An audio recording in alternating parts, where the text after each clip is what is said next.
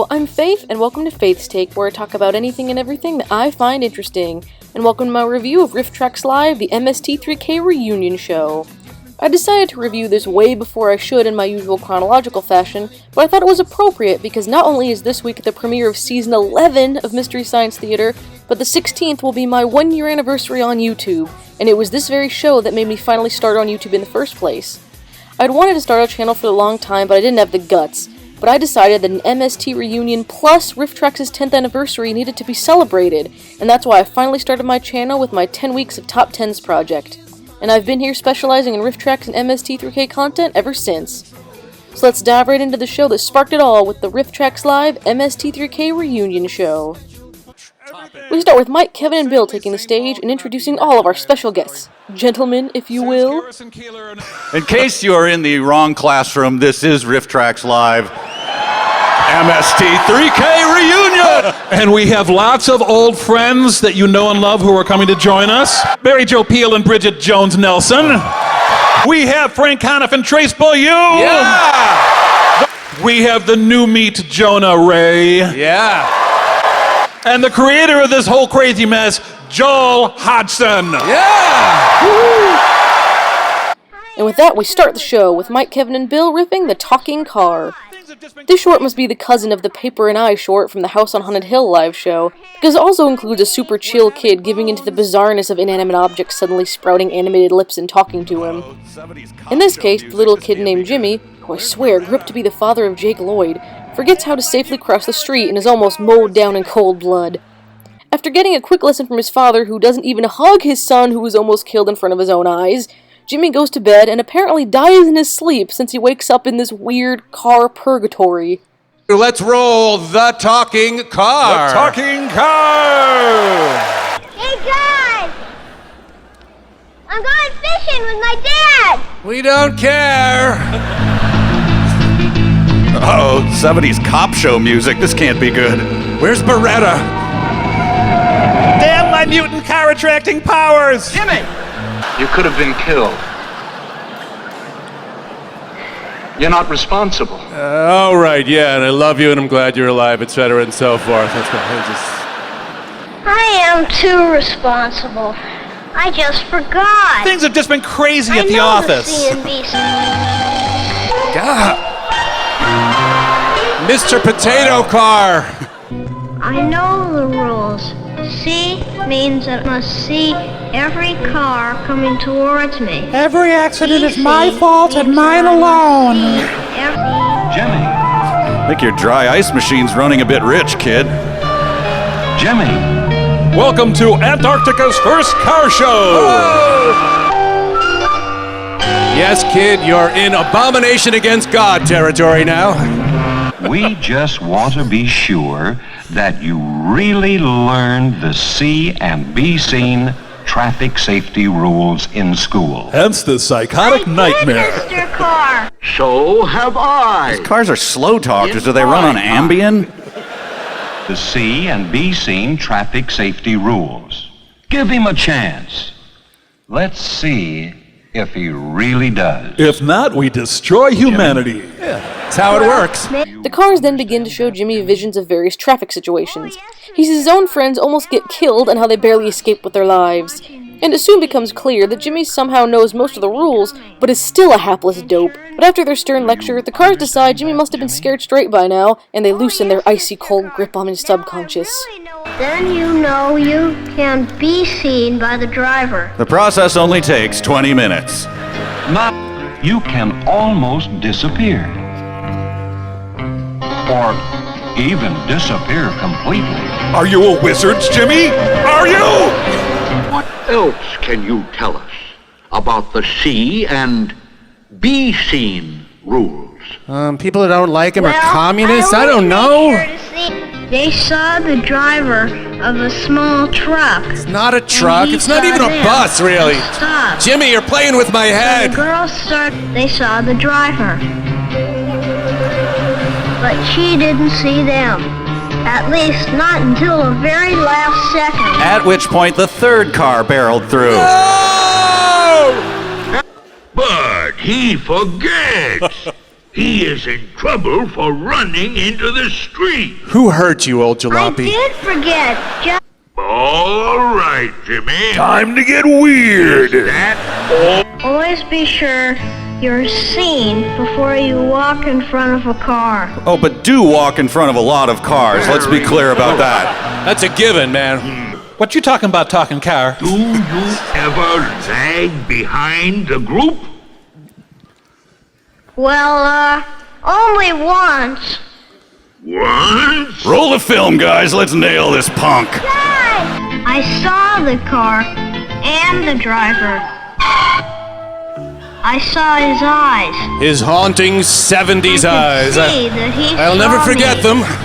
I will remember the C and B scene rules. You think I want to come back to this hell realm? I believe. And you promise to practice them every day of your life? Do you promise not to marry, but to devote your life and chastity to us? Do I? After the visitation, Jimmy's hair turned white and he never spoke again. To be sure you're seen, look right at the driver's eye. All right, maybe not that guy. No, stay away from that guy. Extra. You forgot to fasten your shoulder harness and your seat belt. So I did. You know, that common 70s term, shoulder harness. Yeah. It's just... Who said that? Maybe it was the car, Dad. You're in my world now, old man. Whoever heard of The Talking Car! Talking car. With a teaser For our like next that, short, you Mike, get Kevin, ready and to Bill go. leave the stage as Bridget and Mary Jo take it, and they riff a word to the wives. In this short, we see the dad from A Christmas Story playing the dad from A Christmas Story, whose haggard wife leaves for the weekend after her show-offy friend encourages her to, and to let her husband get a taste of just how difficult it is to get along in their run-down kitchen. Let's bring out some of our friends, shall we? I don't know. Mary Jo Peel and Bridget Nelson. Yeah! So let us roll Word to the Wives. A word to the wives from these husbands. It wasn't really a plot against George Peters. But we killed him it might anyway. look that way. You having many people? Well, not a mob, if that's what you mean. Just the Sopranos. You? Not very convincing, Jane girl. Whatever it is, I've got just the cure for it. Binge eating! Sensational sale going. We've looked at a couple of older houses, but that's no improvement. We've got an older house. Wow, you're a drag. They were suddenly, it really couldn't be easier. It's completely automatic. As you can see by these completely manual levers. I remember seeing this washer in the magazine ad. It's automatic too, isn't it? That's right. Suck it, loser. There are little colored guides like... Wait a minute. Where the hell do you think you're So going? you're going to visit your mother. This might be the awakening for friend George. The big, bright dawn. What? Dawn? Might do him a world of good to be left all alone with Jimmy for 2 or 3 days in your kitchen. Is this the Jane kitchen? finally got off for Cleveland. Things turn out as you could probably figure they would. Dad gets more and more enraged as the short goes on, and is shown to be completely helpless without his wife for only 2 days. After his wife returns, they go to her friend's house for a dinner party, where she once again shows off her fanciful new house, prompting him to finally do something about their own dilapidated kitchen.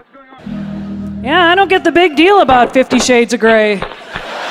Now, if he had just let his rice simmer instead of boiling. But frankly, I doubt if George knew how to bring things to a simmer. Frankly, I doubt George knew how to squeeze anything. You might ask George, how far is a mile? He would tell you it's the distance from his sink to his backyard garbage pail. She'll clean it up when she gets home.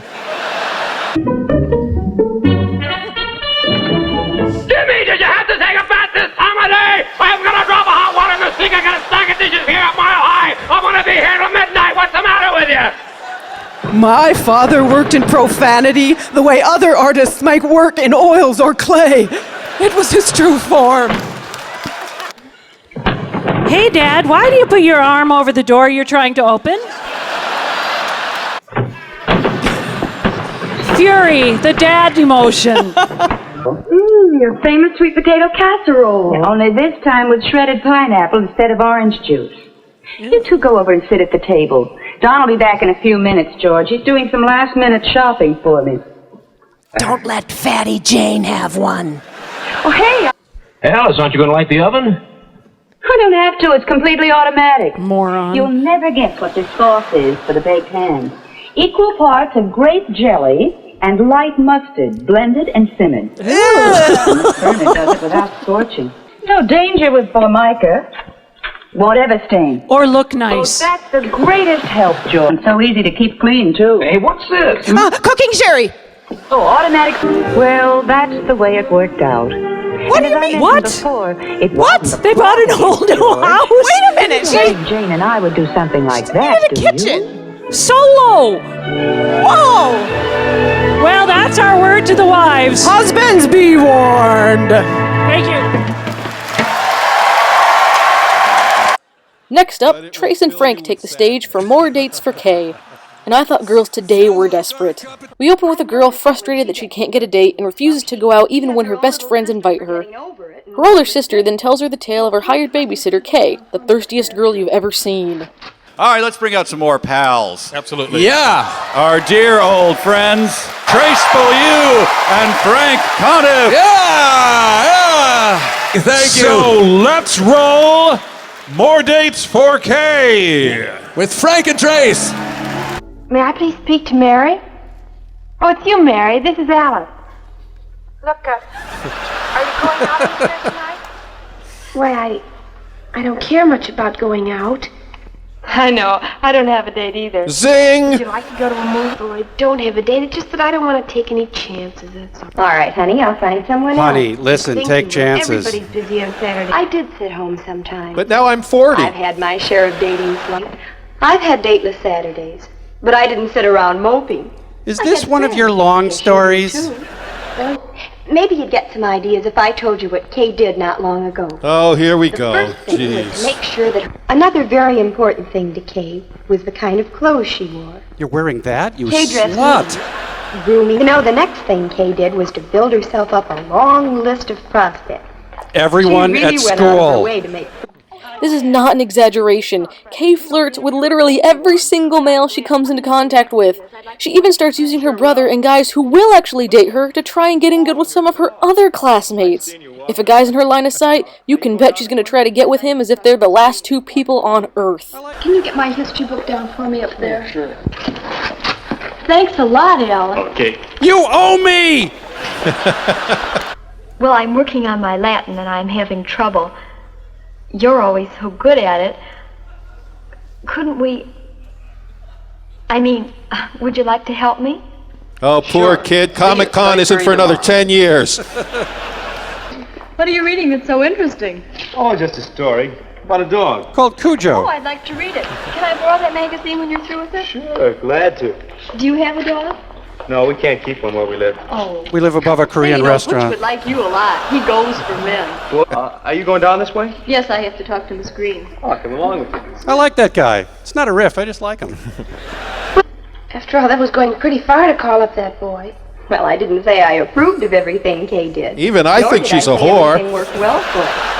In fact, she didn't seem to be getting any place until she decided to put herself out a little. Oh, I think she did that. All right, up to the party? Do you think we'll win the game Saturday? Maybe. It'll be a close game. It'll be an exciting one. Yep. Girl. Just getting out on that one date with Buzz gave Kay chances to get other dates. I bet she kept working on her other prospects, too. Now she's bigger than Walmart. Anyway, she's usually busiest. Yeah, Kay. Thank you. Thank you, Kay.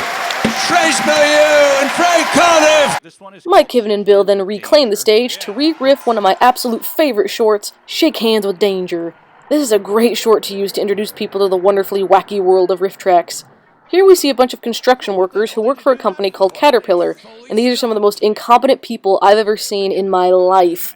And we get to hear about all these dummies with the help of our singing narrator. Let's roll Shake Hands with Danger. Ba-do-ba-do-ba-dum-boom. Back that gear in a minute, so don't touch anything, okay? My nail polish is still wet. What if it bumped that control by accident? You'd be mincemeat by now. What have I told you? You don't work on equipment when the engine's running. Well, I told him not to touch anything. Just like the girls say to me. All right, I guess I wasn't thinking. You mean you'll work on engines and machinery and not think of your own personal safety? Well, I ought to kill you! Here. Be careless for a moment and spend a lifetime with the blues. I got crushed by a road grader and now I just feel, I don't know, kind of blue. All right, now you take the loader up behind the hill where they're working. Now I'll drive up on the road and I'll meet you at the top, all right? And if there's anything you can do about your glasses, please do it.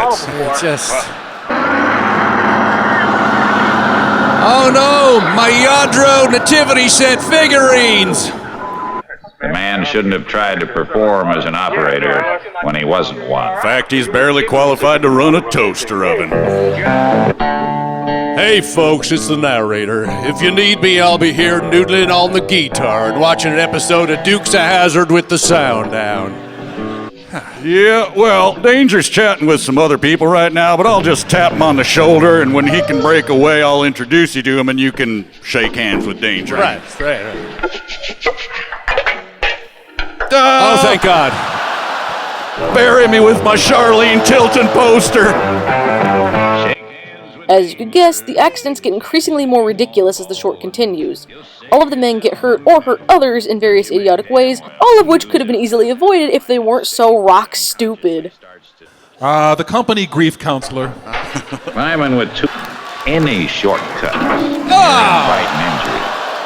In fact, taking shortcuts is often a quick road to trouble. A highway to the danger zone, if you consider will. what happened to Harry Sam. In this absent-minded state, he unconsciously starts to steer, jams his foot on the differential lock, and the machine takes off. Luckily, Nick Nolte was not at home at the time. It's all right, amigo. Ain't found a house pile yet I couldn't sleep in. Thank you, Mr. Nolte. Lucky for the stunned operator, the machine stops itself. Thankfully, the machine is smarter than Harry. Glenn shakes hands with Danger. Not even his kicky neckerchief can protect him. Maybe his friend would have laughed if Glenn had insisted upon playing it safe. But he sure as hell isn't laughing now. Still, it is pretty funny. The time, and even the old-timer can lapse into carelessness. No one is safe ever. Everyone run! Help! Correct when he stops. Ladies and gentlemen, Billy Danger and the Red Dirt Danger Band. Hello. Grinding wheels and metal are what made Three-Finger Joe. Well, technically 7 fingers and 2 thumbs, but let's not get in the weeds here. Often it's the routineness of the work that makes a person overconfident. Maybe Caterpillar Joe just hires Myers is bone-stupid changing workers. buckets. He's done it. Thank you very much. Shake hands with Danger. Shaking hands with Danger. Finally, we get our first look at the latest test subject, Jonah, and the creator of it all, Joel, as they riff the short Barbers and Beauticians, which is exactly what it sounds like. We see various beauty shop employees taking care of their customers and all of their, not necessarily beautiful, requests. Please welcome Mr. Jonah Ray and Mr. Joe Hudson. Let's roll! Barbers and Beauticians with Joel and Jonah. Important people in the lives of well-groomed and attractive women. And some men. For appearance sake, these workers are a necessary part of our lives. This guy's been working my neck for like an hour. I should say something. In ancient Egypt, barbers trimmed the square-cut beards of the pharaohs. Let my sideburns grow. It is a place where they may be transformed from commonplace to outstanding. Do you work here, and why are you touching my hair? And eccentric. An artist who can instantly create an individualistic coiffure and communicate the exact details to an assistant. To the stylist, who may be guided by the season, the shape of the head, or features of the face. But it really depends on the face. An entirely different treatment may open his own shop, where he might begin training licensed apprentices himself. It's a classic textbook pyramid scheme, and you're on the bottom. A young Ben Stiller waits his turn. All right, I want you to give me the Chris Tucker from Fifth Element. Many shelves of personalized shaving products. The short goes on to detail all of the reasons barbers and beauticians are essential to life itself. They don't just do your hair, they do skin and nails as well, and without their expertise, everything would fall into chaos. If they weren't here to make beautiful girls look like little boys, then who would? As members of a civilized society, we are concerned with our appearance before others. Great, I look exactly as I did when I walked in here. How much you gonna ding me for that? Disney's low-paying Mickey Mouse Club forced Annette Funicello to take in work on the weekend. This is her story.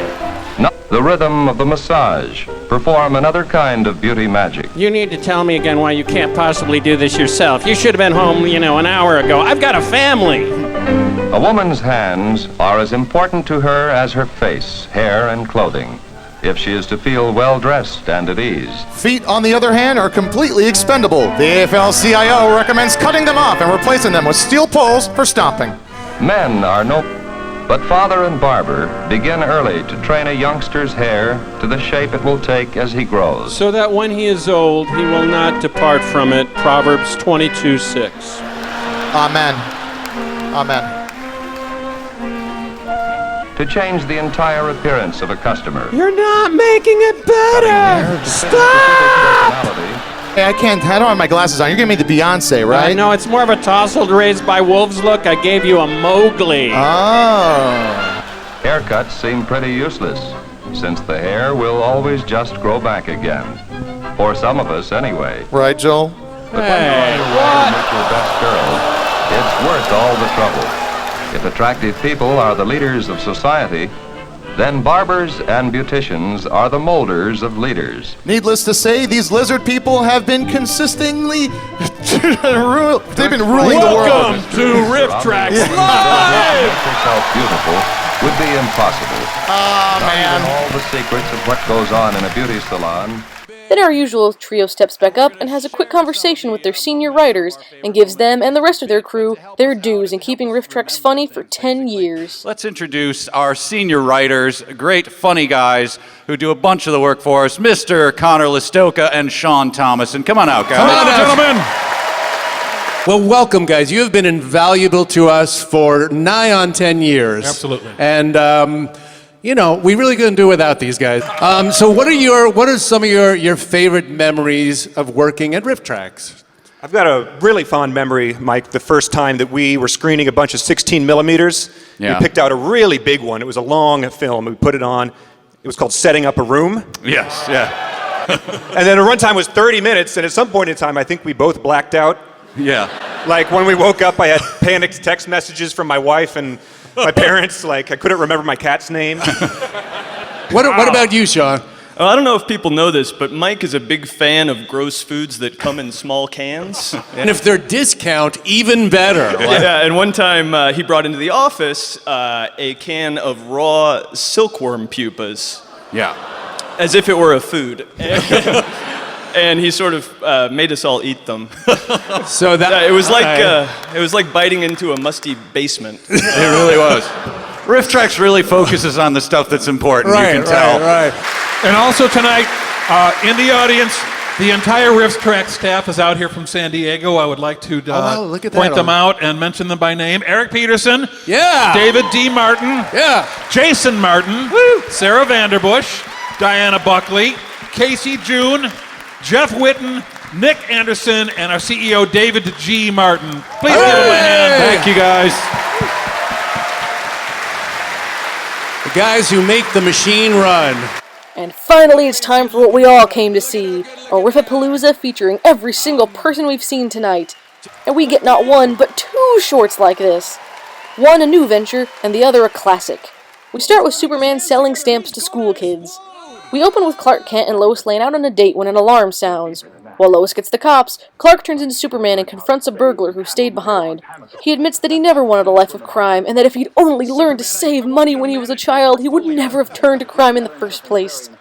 The next day, we see Clark check out the school's stamp drive, while Lois gets a call from a gangster who claims that he's going to give himself up to the cops as long as she is with him. Lois isn't too stupid to realize it's a trap, but she's still stupid enough to purposefully spring it. Well, it's time for a Riffapalooza! Oh! Yeah! Let's bring out all our guests! This is our all-skate. Joel Hudson, Trace Ballou, Mary Jo Peel, Frank Conniff, Bridget Nelson, Jonah Ray. Welcome back to the stage, you wonderful people. This here is a short starring the 1950s Superman, George Reeves. It was made for the U.S. Treasury Department to promote treasury bills, right? And they really hit it hard. So I say we do it. Let's dive in. Let's roll. Stamp Day for Superman. Here we go. Stamp Day for Superman. I'll tell you what. You look in half the windows, and I'll look in the other half. That way it'll just take us half as long. But you don't understand. Shopping is an art. Someone's robbing the U.S. burglar alarm company. And from the inside, too. There's an all-night drugstore in the corner. I'll call the police. Well, looks like you got it covered. See ya. You don't have to worry about me, though. I'm not going to run away. I got my foot stuck in a You mop deliberately bucket. stayed when you could have gotten away? Well, I've never done anything like this before, Superman. It was all like a dream until that alarm went off and woke me up. Wait, he's the Woody Allen Well, I of realized that burglars. Why did you do it? Why? He's rubbing his hands together. He's gonna explode! Short of money, but went deeper than that. I should have learned how to save and handle money a long time ago. Then this wouldn't have happened. Superman, I want you to manage my portfolio. Morning, boys. Good morning, Mr. Garwood. I'd like you to meet Mr. Kent and Jimmy Olsen from the Planet. Yep, Planet Krypton. I'm really bad at You're this. son of Superman, aren't you? If Superman would come over, I bet we'd really have a stamp day.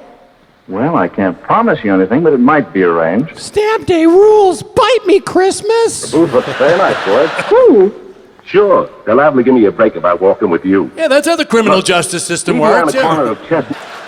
Well, I better call missing persons and report myself in advance. Thankfully, Lois decided to bring a typewriter with her to get kidnapped, and the gangster convinces her to give him typing lessons. However, this leads to the guy's downfall, as Lois is able to type out a message, turn it into a paper airplane, and throw it out the window. Meanwhile, Clark starts to figure out what's going on, and with the help of finding the paper airplane, he heads out as Superman to rescue her from the mess she's gotten herself into. And if that wasn't heart-pounding enough for you, we close with Superman teaching the children the importance of stamps. Now that's a superhero if I've ever seen one. But not until I get a call from the guy that's selling the jewelry for me. And in the meantime, if anybody catches up with you, you use me as a shield, right? Oh, hadn't occurred to me, but yeah, great idea. Thanks. Well, start with lesson 1. Let's see here. The electric chair sometimes take 15 minutes of agony for the criminal to find. Hey, that's about me! Well, it's a safe guess that whoever she saw last night has lured her into some kind of a trap. If only that Akbar fella still worked here, he would have warned her. Little does Blinky know that Lois is a master of origami weaponry. Don't go no further. I like your real close. I was just going to test flight my airplane. You can test flight it from right over there. And no, I won't question your need for a paper airplane. Now let's what? Let's see here. From Batman. I still can't believe your mom's name is Martha, too. It's so cool. Oh, give it a rest, Bruce. You won't believe a man can fly. You really won't. No, you won't. Take a left. My bed sheet walls! You're just wasting your ammunition, Blinky. Oh, yeah. Another few seconds and it would have been too late, Superman. But it wasn't, Miss Lay, and that's what counts. What time is it? Yeah, you almost died. Stop nagging me. Wait for the police. I have an appointment date. And the teachers are on your team, too. Wow, I They make didn't sure think of having stamps could savings get any stamps more at school for you to boring. buy. And remind as proud of you as we are today. Bye now. Now leave me alone and never talk to me again. Bye. Get off me. Get off me. Get off me. Lois, it's good to see you again. All in a day's work, Clark. While you were out covering Stamp Day, Superman and I were cleaning up a case. But Stamp Day is still getting the front page. Good night, and please remember to take stamps into your heart. Superman! Finally, we have a new take on the classic RIfftrax short, At Your Fingertips, Grasses. Part of the deranged ACI series, this follows in the tradition of taking one of the most random objects or subjects you could possibly think of and coming up with inane craft projects for poor, unsuspecting children. Well, we've got a good short for you that we think wraps this all up pretty nicely. It's one of our favorites. It's from the ACI company, which does a bunch of crazy stuff. And this answers the age-old question, is corn grass? This is At Your Fingertips, Grasses. Let's roll it. Let's roll At Your Fingertips, Grasses. before it is topped with spikes or plumes. Yes, nothing says grass like an endless Oktoberfest soundtrack.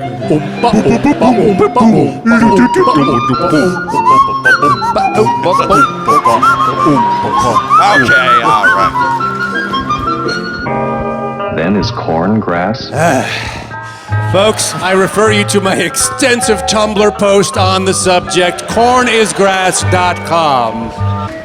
One way is to press them into soft clay or plasticine. Better yet, transplant an entire acre of grass into your basement. Or you can make an arrangement of grass. This film is for the patients the nurses won't give scissors to. And rub it with a crayon. Nothing says I forgot it was Father's Day like a grass rubbing.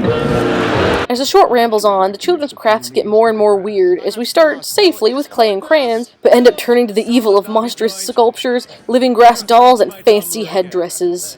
Dried grass keeps very well. Sometimes it can be added to clay sculptures. Jim Henson's Blair Witch Project babies. Where am I? Yeah, it's the gift that tells her, pay attention to me because I'm unstable and might be out your window right now. While the grass is still green, you can braid the stems, as you would braid hair. But unlike that uptight girl in the subway, grass won't mace you when you try and braid it. Tie them with yarn, and you can wear them. Yeah, until your cheapskate boyfriend gets the hint. Okay, no. Hair bands, belts. Hair bands. Oh, Jesus! Yes, with a few drops of your sweet, innocent child blood, your creations will breathe life. Put grass in straws. Just do Straws it! can be used to support grass stems. I wish I had a friend. With grass, it is easy to make fancy headdresses. Because kids are always saying, Mom, can I have a fancy headdress? They laugh, but it's a great way to get out of jury duty. Yeah. Colored masks are fun. This expression of Rodney's madness, however, is not fun. In fact, we find it a bit troubling. Lovely. There must be many more things that you can do with grasses. Yeah, you can star in Wicker Man. Thank you, ladies and gentlemen. Thank you very much. And that brings us to the end of this momentous show in both MST3K and RIfftrax history. This is one of the best RIfftrax live shows yet, and it is at the top of the list of must-watches for fans of both series. As always, thank you all so much for watching. I really hope you enjoyed this little Season 11 premiere / first year anniversary special. I'd like to give special thanks to my Patreon supporters, including Kevin Nata and Jill Johnson, and the next time I see all you guys, we'll be discussing the first episode of Season 11 of Mystery Science Theater 3000. Thanks again, and I'll see you guys later. Time for RIfftrax.